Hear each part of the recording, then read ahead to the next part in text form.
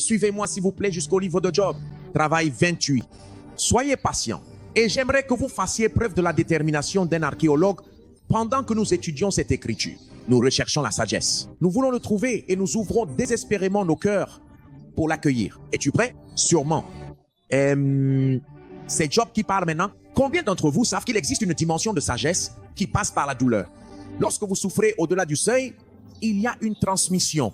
La brume que la folie apporte peut être dissipée par la présence de la douleur. Cet homme, à ce moment-là, il a tout perdu. Sa réputation, tout ce que vous voulez. Parfois, il faut simplement perdre toutes ces choses. Le fils prodigue, tant qu'il avait des ressources, sa sagesse a commencé à diminuer jusqu'à ce qu'il en arrive au point de se nourrir avec les porcs. La Bible n'a jamais dit que le Saint-Esprit lui a parlé. La Bible dit qu'il est rentré en lui-même. Regardez la sagesse qui est sortie de cette douleur. Il y a bien une mine, un lieu d'extraction profond et riche pour l'argent, ce métal précieux et convoité. Et il existe également un lieu spécifique où l'on procède à l'affinage de l'or, le rendant pur et sans impureté. Est-ce vrai? Sommes-nous d'accord avec cette affirmation? Bien sûr, il existe des mines d'or. Il existe des mines d'argent. Il est écrit: le fer se tire de la poussière et la pierre fondue donne les reins. Oui, c'est ça. Il met un terme aux ténèbres. Il explore jusqu'à la perfection les pierres d'obscurité, l'ombre de la mort. Verset suivant, s'il vous plaît. Il est écrit: le torrent rend ses digues loin des habitants. Ils sont desséchés. Ils disparaissent loin des hommes. C'est une longue lecture. Soyez juste patients. Il est écrit: quant à la terre, elle produit le pain. Bonne information pour vous. Vous cherchez où se trouve le pain. La Bible vous dit que ce n'est pas dans une boulangerie.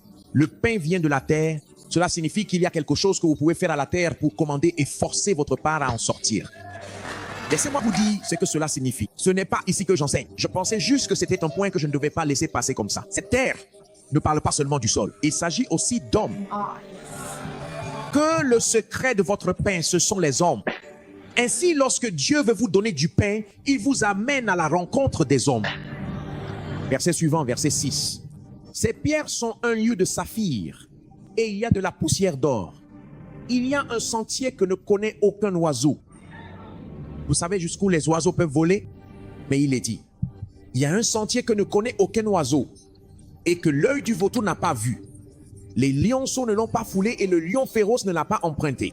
Rappelez-vous ce que nous recherchons. Nous recherchons le lieu de la sagesse. Il étend sa main sur le rocher. Il renverse les montagnes jusqu'à leurs racines. Oui, oui, il a creusé des rivières dans les rochers et ses yeux voient tout ce qui est précieux. Continuez à lire. Il arrête les flots et les empêche de déborder et il fait apparaître au grand jour ce qui est caché. Verset 12, il dit, mais où trouver la sagesse? Alors regardez.